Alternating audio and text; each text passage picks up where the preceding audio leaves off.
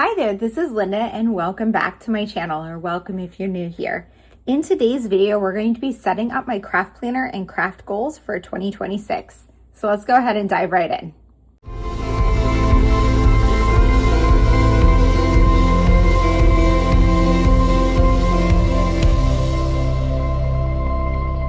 Okay, you guys, if you missed it, I shared a recent video with my entire 2026 journal and planner lineup, including my craft planner. And so I will link that in the description box below, but I didn't share a ton about my craft planner in that video because I wanted to do a separate video just about this planner and setting up my goals and everything that I'm going to be working on in 2026. So a few basics. This is a freely planned notebook from Planner Monkey Co. And I struggled to find a journal or planner that would work for what I wanted for my craft planner. In the past 2 years, I've used a Hobonichi Day Free, and these worked really well for what I wanted. So I needed an A5 size. I don't do well with anything smaller than A5, except for my on-the-go, like everyday carry planner, just because it needs to be smaller. But for anything where I'm doing substantial journaling, planning, drawing, sketching, I need A5 or bigger. So I needed this size. And then what I use in here is, let me just find a blank one. So here's December. I use the monthly spread in here. I also recently came up with a use for the Calendex, or whatever this is called, which I will talk you through in my new planner. But then beyond that, I pretty much just need blank grid pages because I like a lot of space to sketch out ideas, do my various plans for each month, and I couldn't find anything else that was like the day free. And you ask, why didn't I just get the day free? Because I'm so sick of having this on the bottom. I want a full blank page. I don't want quotes along the bottom here that I can't even read. And honestly, I've gotten the English edition before and they're not quotes I actually like. So I don't want that there. But besides that, this is a great planner and one that I would have continued using if it didn't have the quotes on the blank grid pages, which is honestly surprising because Hobonichi does sell blank grid notebooks that don't have the quotes. So I'm not sure why they put it in this one, but they did. So enter this one. I ended up picking this one because I thought that it had just monthlies and dailies and monthlies and then blank pages, which honestly, I couldn't find anything else out there that has that. Unfortunately, she had updated this one to include weeklies, and I didn't realize that before I ordered it. So unfortunately, I ended up with one that has weeklies in it, but I do actually think I'm going to be able to make that work for my purposes. So the first thing I did was set up the cover, and I filmed that, so I'm just going to put that on while I'm talking about this planner. But essentially my goal with this planner is to have a place to track all of my social media, because I do a lot of social media, but also all of the projects that I create. There's a lot of overlap between the two because a lot of my projects, I create them in an order so that I can share them on Instagram and YouTube, and I have to track what I'm sharing. I'm also on a couple of creative teams, and with the brands I work with, I have specific deadlines and projects I need to do. So I include those in here as well. But then also just all of my ideas, my craft goals, my product tracking, everything having to do with crafts, specifically paper crafts, goes into this planner. And I like having this in a separate place from my main journals and planners or my main planner, because it is kind of a subset of what I work on. I have a lot of goals and tasks that need to get done in my craft planner. However, they don't really need to get done. They're not the same as like paying bills or, home maintenance or, anything that I have to do, renew my car registration. So I don't want my craft plans mixed in with my actual to-do list, because then it makes it seem like my to-do list is daunting when a lot of it is stuff that I'm doing for fun. And so if I'm stressed, I will put this aside and not work on craft projects. I also like to be able to turn off the list of, you really need to vacuum when I'm working on my craft. So that's one main reason I like to keep it separate. So I'm going to go ahead and start flipping through and showing you what I've set up so far and what I'm going to be using this planner for. And as I do that, I'll talk about the pros and cons of this planner itself if you're interested in getting one. Like I said, I misread, or I think that the listing wasn't very clear at the time I read it. I'm not sure, but I bought it. It wasn't cheap, so I wanted to still use it, and it is good quality. There are some negatives though, so I will share that as I go through, but also a lot of positives. So it starts with a blank grid spread here, and this is where I'm going to put my craft goals. So I'm going to do that with you guys on this video. If you are interested in that and you don't really care about how else I'm using the planner, I do have timestamps in the description box, and you should be able to click to those specific spots on the video itself to skip to where you need to be. Next, there's an index page, and on this page is, I'm just going to index everything that's in the blank pages in the back so I can easily find it. Something that really frustrates me though is this has an index, which means you should be able to reference page numbers, but there are no page numbers in this book. It is just blank grid. I really, really, really miss having page numbers. And so I'm having to go through and add the page numbers myself, which is time consuming and annoying. But you can see here, I've gotten a little bit ahead of myself of where I'm working. I'm not going to do the entire book up front. I will probably do, 10 pages or so at a time. Maybe I'll do it as part of my monthly plan with me or something like that, just to keep it manageable. But that is probably the biggest negative of this book, besides the fact that it has spreads I don't need. And also it doesn't lay flat. But the paper and everything, it's Tomo River paper, like all of the planners and journals that I use, and it is really nice quality, and I do like the spreads that are set up that are ones I'm going to use. So they have in here I guess it's called a Calendex, that's similar to what is in the Hobonichi Cousin. What I did was I went through and highlighted in gray all of the weekends, and then I added in blue when I am traveling. And I'm going to use this as a year at a glance for YouTube plans. So essentially I'm writing in videos that I want to schedule. So here you can see a little bit of a preview of what's coming. Of course, not guaranteed, but these are my kind of plans for my videos. And then what I'm going to do is, as I plan them out, I do have a separate content planner that is a large desk calendar with sticky notes for where things are going to go. And so this kind of works alongside that. I'm going to give you guys a little bit of a peek behind the curtain. Here is the month of December in my content planner, and a lot of these codes and stuff might not make a ton of sense, but essentially these are the videos and the Instagram posts that I want to share.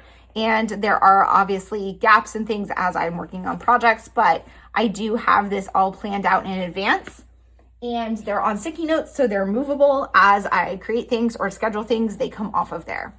So, as I schedule the post, it comes off of there. But if I decide to move things around, that's totally fine because they're sticky notes. But this allows me to kind of do my video planning in advance. That has Instagram too. And so I can see months in advance what I want to share in specific months. Okay, then we get into the monthlies. So the monthlies have, I'm going to do a blank one, 2 spreads. There's a habit tracker, and there is a blank monthly. And I'm going to use these monthlies the same way I've used the last year.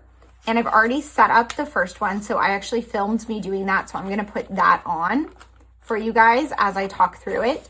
But how I use these monthlies are to write out what my scheduled content is. So this is purely for social media planning, not for actual craft planning. If you don't do social media too and you're just looking for a craft planner, I could see a lot of uses for a monthly spread. You could use it to document when you have time to work on projects, specifically like block out time in your schedule or mark certain days that you have time to create. You could use it as a story planner to document what stories happened on what days, especially if you do something like Project Life or daily journaling, to have as a reference when working on those projects. So what I do is I have the name of the month, which I stamped out using a cute stamp from the Coffee Monster Co. And then the rest of the stickers on here are from the Coffee Monster Co. as well. I purchased these. She only had the first 6 months of the year, but they coordinate with the monthly kits. and I'm gonna use them in here for the entire year. I think it's super cute. I would have honestly preferred to have a dated planner for this so I didn't have to do anything to try to set it up, but in reality, it's not that big of a deal. I set up the January one just to get an idea of what it's gonna look like, but in the future, I will probably do this as part of my monthly plan with me. I also in the past have included on the sidebar some notes about, like how many Instagram posts did I end up scheduling, how many YouTube videos, which one was the most successful, and that type of thing. I probably will do something similar in here as well this year. Okay, so for the habit tracker, I set one up for the month of December just to kind of test it out. And I think what I'm gonna do for these is the date, the numbers across the top are the date. So that's what I'm posting on that date. And then here I just have a list of what I need to actually do to post for that date. So create the project is pretty much every day, except for ones where I'm posting photos, film for the ones I have to post a video, photo the project, and then certain like photos, like whether or not I need a stories orientation, that type of thing, so that I can keep track of what tasks I still need to do and I grade out the ones that I don't need to do. I'm not entirely sure if that's going to work, but I really kind of just wanted something to use for these pages, and I think that that's going to be okay. Something else to note for this planner is the paper is super smooth and soft. It's Tomoe River paper. I like the grid, but I feel like it does ghost a bit more than some of the other Tomoe River paper books that I've gotten. I'm not sure if that's because it's like the Sanzin one and it's not as good. I don't know, but I have noticed a little bit more ghosting in here than I would like. Okay, so after all of the monthlies, which I'm just going to set up 1 month at a time, we go into the weeklies, and this is the portion that I wish I hadn't had. There are 52 of these spreads, and so initially I was like, well, I can just skip them. And because there's enough pages in the back that I probably have enough blank pages anyway without these pages. And then my friend suggested maybe just writing on top of it because this is pretty light, but I think that would drive me insane. So I decided to just skip them for now. But then I realized I might be able to use them as like a task list and for like notes and stuff. I do take notes related to my videos when I'm filming them or editing them. So I'm thinking like here's just some for that for my December Plan With Me video, which you guys probably have already seen. And if you haven't, then go check that one out. But just, I have to note like the timestamps and stuff. So I do that in here, and that way I can have that in here. In the past, what I've been doing was I have this journal, which is my overflow. It's just like a blank notebook. It does have page numbers though. Amazing. This is from Sterling Ink. And in here, I just do random notes and like all of the random things I want to write down, book notes, everything like that. And I was including those video notes in there as well, but it's messy and they would get a little lost because sometimes I will edit a video well before I schedule it. And so I needed to have a way to easily flip back to that. So doing it by week might work. I will probably check in with that sometime later this year to see if that actually is working for me. Then we go to the little pencil tab, and these tabs are from the Coffee Monster Co. And this will take us to the next section, which starts with the blank pages. So here I'm going to give you some more behind the scenes than I normally share. So I set these up, and I did not film my process for setting up a lot of these pages because I was doing it here and there. I did some of it while traveling, and it's just easier to do stuff while not filming. But essentially what I have are just some pages that I want to include pretty much in my craft planner all the time. I have a lot of these pages are also in here in my 2025 one. I also used a Hobonichi Day Free in 2024. So these are pages I've kind of adjusted through the year. I used for these stamping, I used a large wooden alpha set that I picked up on Amazon. So I will link that in the description box below. I also use the black Versa Magic ink to do all of my stamping in here because it does not bleed on this thin paper. Because this one is a little bit thinner than some of like the Hobonichi Cousin and stuff, I feel like you do have a little bit more ghosting, but it's totally doable. So I'm using that. This is my main page for references. I have just certain things that I want to reference again and again, my product tracking key, and space to add more stuff. Here is just some ideas for videos. So you might see some ideas in there for things that you might want to see. Those, no guarantee that they're all going to be coming up, but just some ideas for future videos. Then I have my tracking for my Instagram and YouTube. I also am adding washi tape, mostly from the Coffee Monster Co. on these spreads. So this is for my Instagram and YouTube tracking for my growth on my account. So this is something I try not to pay too much attention to and just kind of have fun with it. But I do track my monthly start and end, and then my annual growth over the years, which is fun to see how much my account has grown.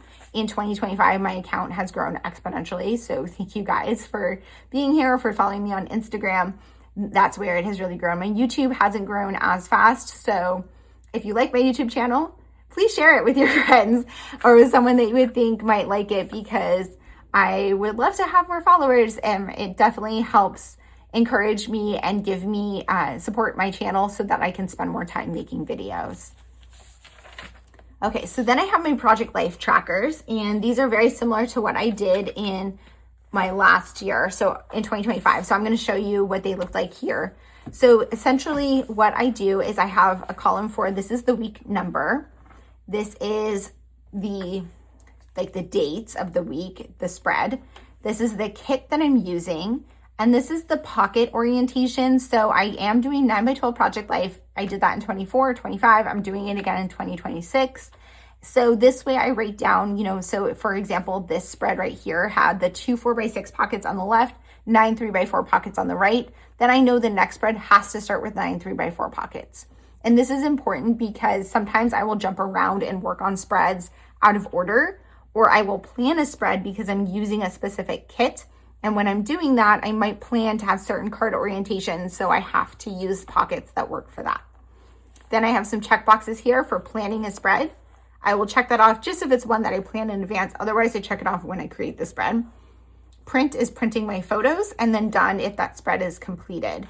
You can see here I have 2024 part 2 because I was finishing that up in the end of 2025 or in the beginning of 2025.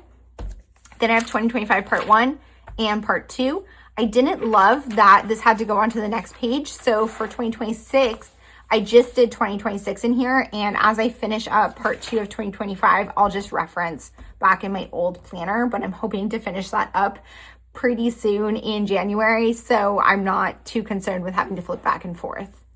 Then I have it set up here for part 2 of 2026. I haven't really even thought about that one yet, but I know I will continue it in the same kind of manner as this one.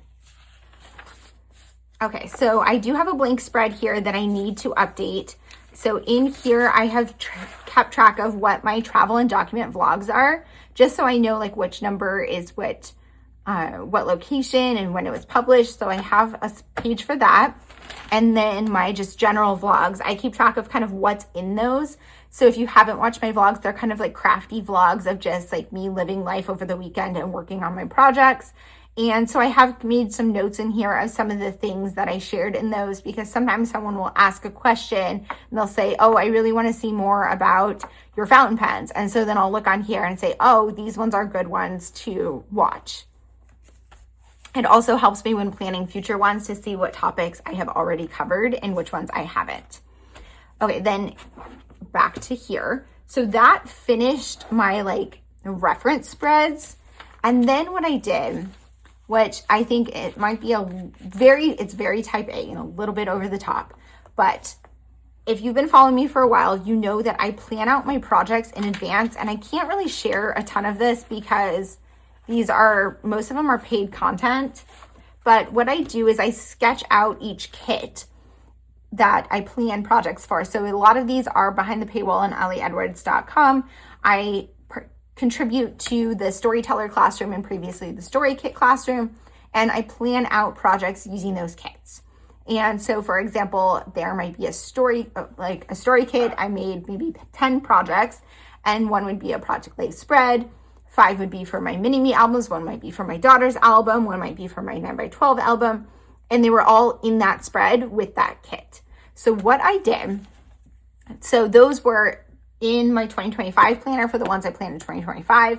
The 2024 ones were in that planner. And then I had an older binder for story kits that were planned prior to that. I do have some kits planned all the way back in 2023 that I still have not fully done or created with, and I want to.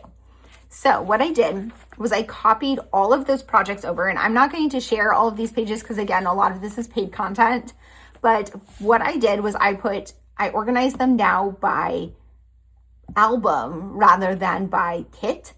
And so this is 2023 part 2, which is the last mini-me album the oldest mini-me album that I haven't finished. And I sketched out all of the projects in order that I want them to show up in that album. And then I wrote what the kit was and then like a title for it. So this was Let Go number 11. That means if I flip back to the page where I planned with the Let Go kit, the number 11 project is this one. And so they're all kind of migrated into here. So I no longer need to flip back in that old binder or my old planners to find a project I want to work on. Everything's in here. And rather than going by kit, so I'm not going to say, oh, I want to work with the hobby story kit. Let me see what I have for that. I'm going to say I want to work on my 2023 album. And now everything is right here. I put in here my 2023 albums, my 2024 albums, my 2025 albums, my daughter's album, my 9x12 stories album. So those are all in here. The only thing that I haven't migrated was I did plan, and let me find it. Okay, so in addition to planning out specific kits, I do plan albums. So here was how I planned my Doha, Dubai, and Abu Dhabi travel album. And this one was very messy, but I did sketch it out here. And this, I made this album already, so it's done. Here's my week in the life for 2025. I planned it all out in here. That book is done, so I don't need that. I do have my 2024 Europe album sketched out in here, and I have not yet made this album. So I do think I want to migrate that into here. I don't think I'm going to do that as part of this video, but probably something I will do before I finish my setup in here, because I can put that here, or I might just leave a blank page and then I'll go into my January. So talking about my goals, my craft goals. So if you just recently watched my December plan with me, or if not, I will link in the description box below. Part of that is I set up my monthly pages. I do monthly tracking in my craft planner. And my monthly tracking looks like this. I have 2 pages, and I intend to do this the same in 2026. On the left, I do all of my project goals. So what do I want to accomplish during that month? So during December, you can see I want to work on Project Life. I want to work on December daily and finish it. I have some creative team assignments. And then I have a few other projects I want to work on. On the right-hand side, I track products. So this is where I track products coming in and products going out. And I do share a lot more about this in my Plan With Me videos. So if you are interested, you can watch those videos, and a lot of them have timestamps, the more recent ones, where you can jump just to the craft planner if you're not interested in seeing my other journals and planners. But essentially what this does, so for example, Project Life, I will mark when I get cards in, and this is where that reference page comes in handy. So for example, if I get 5 3x4 cards, I'm going to put 5 tallies in this box. This is Allie Edwards in. If I use 5 Allie Edwards 3x4 kit products in, or cards in a layout, I will put 5 tallies here. Pink is for 4x6 cards. Then I have vellum, digital, pad ones. Digital, I don't log them in, just out if I've printed it. And then I have like paper sizes and embellishments. The embellishments are here, papers here, kits, and that's just number of kits that come in. And when I say a kit goes out, I mean it's like crushed enough that it's mixed into my stash. I track my stamps that are coming in, and then whether or not they're going into my catalog system, because those are not going out. You don't use up a stamp. And then plans are project plans. So what I'm going to do is the number of new projects that I sketch out and the number of sketched out projects that I create, because my goal is to work through all of these projects. I really want to work through those in 2026, and we'll talk about that more as I set up my craft goals for the year. So this is essentially how I do my tracking, and you can see here, let's go back and find, not November, but here's October. So you can, well, October I really didn't craft much because I was traveling. So let's find another month. Here's July. So here you can see I checked off projects as I did them. I wrote in layouts as I made them. Here's all the projects that I made during the month.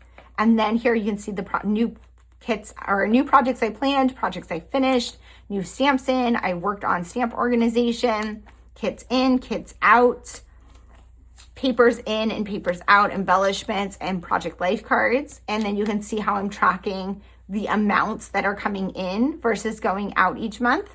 And then I do these by brand. I have Ali Edwards, Cocoa Daisy, Coffee Monster Co., other brands, because there's a lot of other brands that I might do, especially for like stickers and stuff, or washi. Pink is washi rolls here. It might be, you know, I purchased one at like a little shop. I'm not going to be able to do every single brand. And when I do my overall totals, it doesn't go by brand, but I just like to see the brands because here I can see, look, yes, I got a lot of Ali Edwards embellishments in, but I used a ton of Ali Edwards embellishments. In contrast, I got a ton of Cocoa Daisy in. I didn't use that much, which that doesn't mean I don't like them because it could have just been this month. But if over time I find that I have a lot of a brand coming in and not going out, then that might be a problem. That is something I've been doing this for years, and that is something I found with the Kelly Perky shop. So her cards are amazing. Her projects are so pretty, her products, but I don't use them. So I had all of these project life cards coming in from her, and I would use like one or two because they just don't fit my crafting style. So this is, you can kind of see trends of what are you buying and what are you using.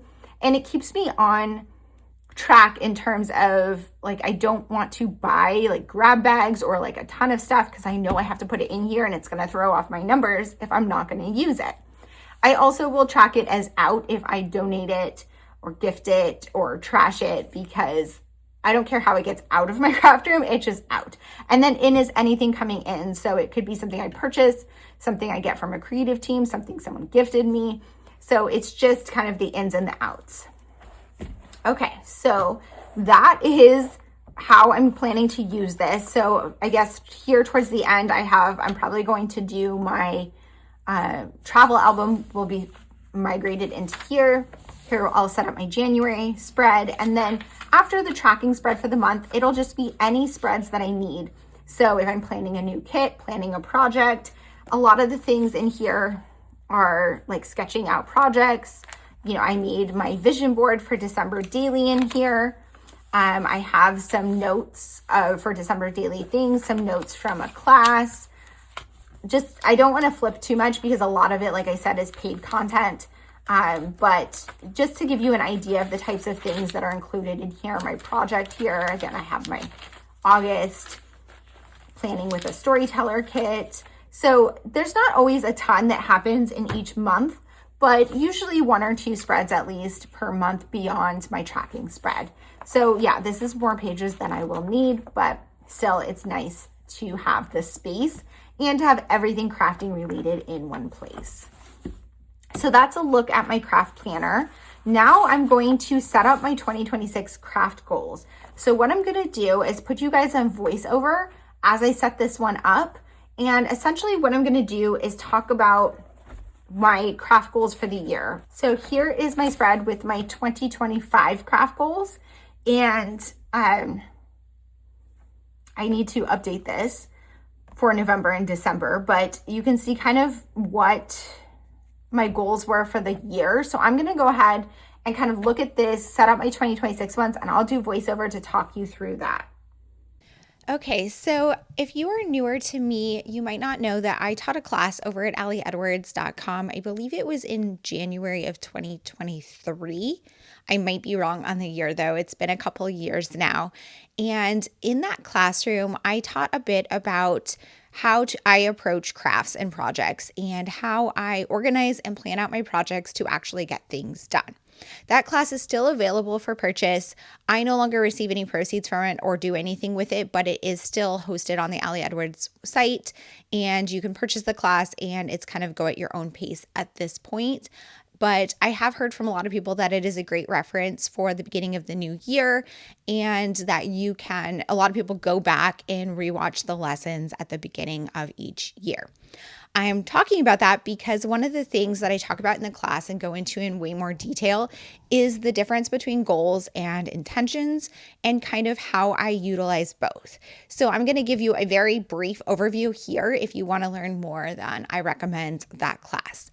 But essentially, the idea is your intentions are what are the overall feel? So what are the things that you want to accomplish? They are less, I guess, tangible, less measurable, but what is your overall sentiment? So we're talking about this in context of crafting, but you could obviously use these same principles for planning pretty much any type of goal setting. This is not a specific craft approach. This is just, how to approach goal setting in general. But with intentions, I'm just thinking about what is my overall intention with crafting? What do I hope to accomplish in 2026? And I came up with 4 intentions that I wrote out here. And these, I'm just writing this out in my overflow notebook. I'm not going to put this one in my craft planner. This is kind of like the planning before the goals planning. So I could have put it on another page in here, but it would have had to go in the back because there weren't additional pages up front. So I just felt like it made sense to do it in a separate journal. And that way I can look at it while I set my goals as well. So I came up with 4 intentions. I really want to organize my space. And if you look at my 2025 craft goals, which are currently covered on the screen, but you'll be able to see them in a little bit. One of my big craft goals for 2025 was to completely redo my craft room. And I did a ton of that. I redid most of my craft room, but there's still some things that need to tweak. So that is definitely one of my focuses in 2026 is to finalize that. A second focus is journaling. I really, really love my daily journal. I've been keeping a daily journal now since 2023 pretty consistently, and I hope to prioritize that and stick with that in 2026. I want to work through some older projects. So as you saw earlier in this video, I have a lot of older projects that are now in here. I have migrated them to my new planner. And so I really want to kind of work through those. I also have a lot of other projects that are kind of in flux, like ideas, or I have some things accumulated, but I haven't really worked on it, that are some ongoing projects. And I need to really focus on those and get started on them. So I am definitely going to focus on that in 2026. The last thing that I wrote as one of my intentions is to document my current daily life. So I really love daily documenting. I love documenting kind of what's going on. And so I made a list that what I want to do. Obviously, my journal is part of that, but it's a separate intention. So for this, I'm thinking I want to continue Project Life. That's a huge priority for me. I want to create 2026 story albums, and I want to have those a little bit more structured in 2026 than I have in the past few years. And I will share a video setting up both of those projects, a separate video for each at some point in the future, either later this month or in January. And then finally, I want to do some contained projects. So that would be like Week in the Life and December Daily. So now what I'm doing is creating my actual goals. So the difference between goals and intentions, our intentions are those kind of nebulous ideas that you can't really quantify them. It's just like the feeling of what you want your overall, what do you overall want to accomplish? And goals are more tangible, things you can check off. So I am writing out my goals in a way that I can check them off. I decided to set up this page very similar to the one I did for 2025, where I'm going to put highlight my intentions at the top, partially because they're just not in my craft planner. And then I'm going to break them down into goals that I can check off. And that is really the main thing I want to kind of drill into you if you're wanting to set goals is write goals that can be checked off.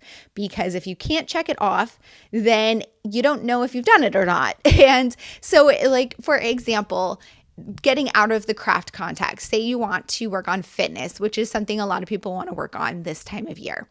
If you want to just say work out more, okay, well, how do you measure that? Did you do it? Maybe you worked out one time.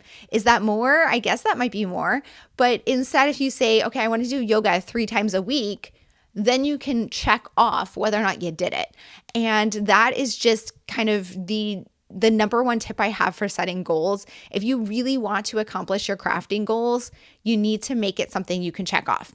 Now, of course, if you are coming at this from the idea of crafting is something I do for fun, I don't want to turn it into a task, then fine, just set your intentions and leave it at that. You don't have to set craft goals. But for me, I want to get a lot of crafting done, so I do like to lay them out this way. So to set this up, I used a stamp set that was from the Coffee Monster Co. I used that earlier in this video as well. And I'm just writing out, I'm also using a purple mild liner, and I'm using a Tombow Funisuke hard tip and my Uniball 1.38 gel pen as my main source of, or my main pens for this spread. So what I'm going to do now is draw a line underneath this and go into breaking down my actual goals. So rather than the 4 intentions, I'm actually going to break it down into 5 different sections. Some of them are going to fit those intentions and other ones are going to be broken out a little bit differently. But essentially what I'm going to do, and I'm just going to kind of go through this, what I was doing was measuring with a pencil to see how, like, where the middle is. And I had flipped to the back of the book because in this planner, for whatever reason, the creator of the planner marked the halfway point perfectly, which is very nice in the blank pages in the back, but it's not marked on this page for some weird reason, which is why I was checking that. But so I had to measure it out, and I'm just creating my titles here. So let's go into them. I'm just going to talk about them as I'm writing them out on screen. So the first one is my craft room redo. So this fits with that intention of organizing my space. And I'm going to break it down into 5 different things. So the first one is my closet clean out. If you have been watching my craft room redo videos, you know I've already shared 2 of those that redid most of my craft room. And the big thing for part 3 is my closet. My closet is a disaster. And I have been dreading and kind of putting it off because it means that I have to take everything out of my craft closet and put it into my craft room, which is pretty clean and organized, before I can put it back in my craft closet. So it's going to be a mess. And there's always just not a good time for that, but I know I want to prioritize it. So maybe I will start working on it this December. Second, I want to redo and update my systems. So I do have a lot of organized systems already in my craft room, and some of them are great, like my chipboard organization is perfect, but I have some other ones that I organized a few years ago and they're starting to either overflow or they just need a refresh. So I just kind of want to go through those. I'm not sure that that's all going to be in my videos, but it is something that I want to work on. I want to minimize my stash. So as you saw with my tracking, I'm trying to reduce the amount of products coming into my craft room, and I'm being more successful with some areas than other. So in 2026, I really want to focus on that more and see if I can do more to have less coming in and more going out. I want to perfect my craft flow. So I do have a pretty good flow while I'm crafting. A lot of things that I use regularly are in reach. I have my stamp organization, which helps me use my stamps, but I just want to tweak that system a little bit and think about a little bit more how I can make it work the best for me.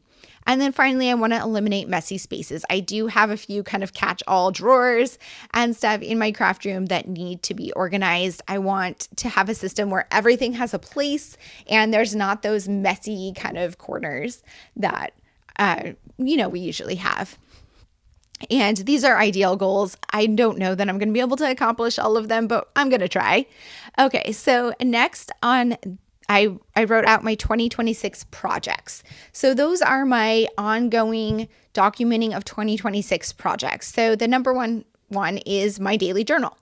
I'm also going to start a 5-year journal, and I recently shared my journal and planner lineup video for all of my other journals and planners besides this one. So I will link that in the description box below if you're interested to hear more about those projects. Then my project life and my 2026 mini-me albums, and then I want to do week in the life in December daily. Next, I'm creating a travel album section. I have a decent amount of travel albums that I need to catch up on, and I'm taking 3 big trips in 2026, and I want to document them all. So I wrote out the albums that I need to still do. My Europe 2024 one, Pacific Northwest 2025, Spain and Morocco from 2025, Southeast Asia from 2026, Banff for 2026, and Japan for 2026. So I have a lot of fun trips coming up. If you don't know, I do document my travels and I like to share them here on YouTube and how I journal my vacations. And I also share on Instagram. So if you're not following me over there, be sure to check that out if you want to see more of the kind of as I'm living life and how I document these trips on the go. So next, I'm doing a finished project section. So these are all those older projects that I want to work through, and I'm just writing them out so I can check off albums when they are done. A lot of these are in progress. They are at various stages of complete, and I'm just gonna, hopefully make a dent in this list during the year. Then I finally have my ongoing projects. So these are albums that I want to keep adding to. Some of them are those ones that I mentioned that I kind of need to sort of catch up on. And I just wanted a place to kind of quantify them. So they're going to be checked off if I'm more caught up with them as opposed to finished, because they're not something I think I'm going to finish. So the first one is my daughter's albums. I have a lot of content here on my YouTube channel about those albums. They are in progress. My daughter is 20. So my goal is to finish those at some point in the next few years, but I'm not going to finish them in 2026, and it's not a priority to do that in 2026, just to add to them. I'm also starting a volume 3 of my 9x12 story album, and those are more like ongoing stories as opposed to my annual albums. I don't add to them as frequently, but I have planned out a ton of pages to put in there and haven't worked on them recently, so I do want to work on that a bit more.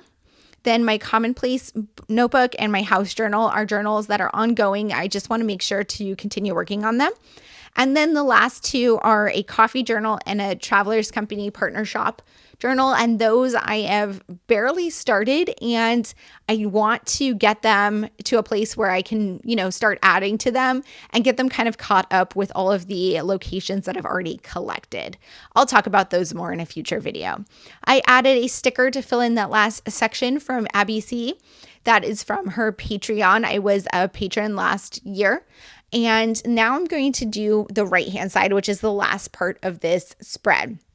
And what I need to do on this side is I'm going to do the exact same thing that I did last year. And I'm going to create a little section for each month that gives me space to put 3 focuses per month.